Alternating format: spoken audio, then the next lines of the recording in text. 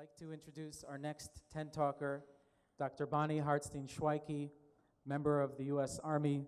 Thank you very much. Welcome, Dr. Shweiki.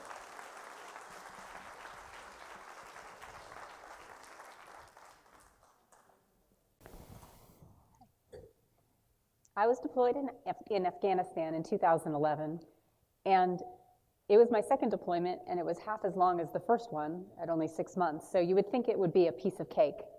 But for me, it was like 10 times worse, 10 times harder. I was thinking, why is this so hard? You know, what's going on?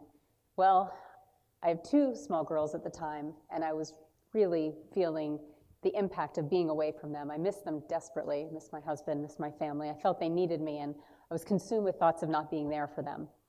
Also, there was a bit of a mind game going on because the units were getting sent home early, so there was constantly this talk and these rumors that we weren't going to have to stay the full 6 months. So mentally, just each week thinking we were going to get to go home and not was really devastating. I went to a very dark place, and I felt, I got to have a different attitude here. This isn't working. I'm just too sad. So my husband had read a book by Eckhart Tolle called The Power of Now, and I ordered it on Amazon, just thinking, I don't know, looking for anything. And it was a very interesting message. Basically, the concept was, the only moment that's really important and really matters is right now. And our mind gets drawn to the future and drawn to the past and thinking about what we could have and what we don't have and what could be and what can't be.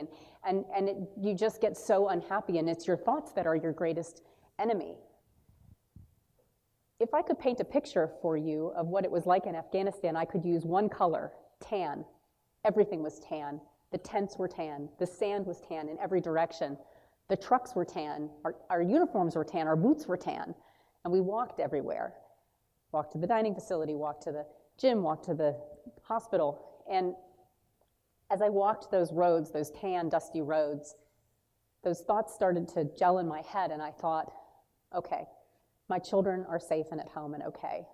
We're not under like constant fire. We're in a hospital. We're relatively safe, speaking, you know. We have a good mission. I'm with good people. I get fed 3 times a day. Heck, they even do our laundry. It's like an all-inclusive 0-star resort, you know. It was like a Club Med, you know, no club, all med and all sand, no beach. You know? So I started to think, you know, in this moment, I'm okay. I can be okay. And I formed this mantra that being okay is a state of mind and not a condition of circumstance. And everyone always says, are you okay? Are you okay? People from home would say, are you okay? And I said, I'm okay. And after I was okay, that gave a space for joy and for gratitude, as Howie said, and for even, you know, at times happiness. We had a laugh in the dining facility, a successful day in the ER. We even had a Seder in an aircraft hangar, you know. So I thought, you know, I can be okay. And I'll tell you, when I started preparing this speech, the rabbi gave me something that is said before the Shema every day, who in his goodness renews each day constantly the first act of creation.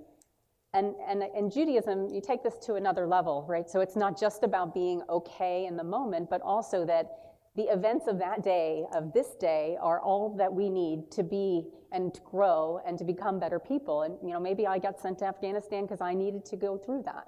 And so I say to you in this, on the eve of the High Holy Days here, that you think of all the joy that is in your life in each day and know that it was put there deliberately for you. And if in a day you can't find joy in that moment, then stop, take stock of what you have that is right, and just get to okay, because then maybe the joy will come.